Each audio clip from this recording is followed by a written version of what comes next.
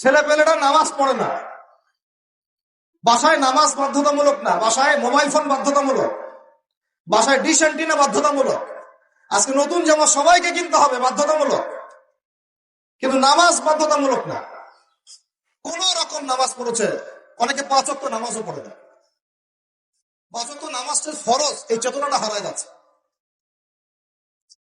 কেউ নামাজ পড়তেছে, জাকাত দেয় না, জাকাত আর নামাজকে আলাদা করে ফেললো, অথচ দুটোই ফরজ। মান ফাররাকা বাইনা সলাতি ওয়া যাকাত, আবু বকর রাদিয়াল্লাহু আনহু বলছিলেন, মান ফাররাকা বাইনা সলাতি ওয়া যাকাত, যে ব্যক্তি সালাত এবং যাকাতের মধ্যে পার্থক্য করবে, আমি তার বিরুদ্ধে যুদ্ধ করব। এবং তিনি করেছিলেন। এটা রাষ্ট্র ক্ষমতার মালিক, তিনি করেছেন। কেউ নামাজ এবং যাকাতের মধ্যে পার্থক্য করলে সে কাফের হয়ে যাবে, যদি নামাজ স্বীকার করে যাকাত স্বীকার করে না। 10 বছর আগে যাকাত ফরজ হয়েছে, এখনো বহু মানুষ যাকাত দেয় না। অথচ যাকাত যদি সবাই ঠিকঠাক মতো দিত, বাংলাদেশকে কেউ তৃতীয় বিশ্বের কান্ট্রি বলতো না।